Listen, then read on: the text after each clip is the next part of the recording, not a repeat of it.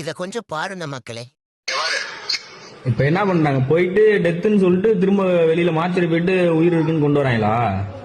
ஆமா, டெத்துன்னு சொல்லி காண்பிச்சிட்டாங்க. வெளியே வந்ததுக்கு அப்புறம் ஆசிரியர் போனதுக்கு உயிரிழந்த திருப்பி உள்ள கொண்டு வராங்க. அதே மாதிரி இங்க என்எல்சில எல்லாம் லாக் பண்ணிருக்காங்க. அப்படியே வீடியோல பாரு. இது மாதிரி எத்தனை பேரு? இந்த மாதிரி 3 பேர் வந்திருக்காங்க. ஐயா செத்து அதை மார்க்கெட்ல கொண்டு போயிட்டு பண்றாங்க. யாரும் உள்ளே அலோடு கிடையாது. ஆமா அது ஏதோ ஒன்று பண்றாங்க. இது நடக்கிறதுக்கு முன்னாடி எங்க இருந்தாரு செந்தில் பாலாஜி? அமராவதி ஹாஸ்பிட்டல் இருந்தாரா? ஃபர்ஸ்ட் செந்தில் பாலாஜி எங்க இருந்தாரு? அமராவதி ஹாஸ்பிட்டல் இருந்தாரா? ஆமா ஆமா, அங்கதான் வந்தாங்க. கரூருக்குள்ளே வந்து நிறைய ஹாஸ்பிட்டல் இருக்கு. அப்போலோ பெரிய ஹாஸ்பிட்டல் இருக்கு. ஆனா 2 ஹாஸ்பிட்டல் தான் அப்படியே கொடுத்துருக்காங்க. ஒன்னு வந்து கரூர் சிஹெச், இன்னொன்னு வந்து அமராவதி ஹாஸ்பிட்டல். அமராவதி ஹாஸ்பிட்டல் பினாமி டாக்டர் செந்தில் பாலாஜி.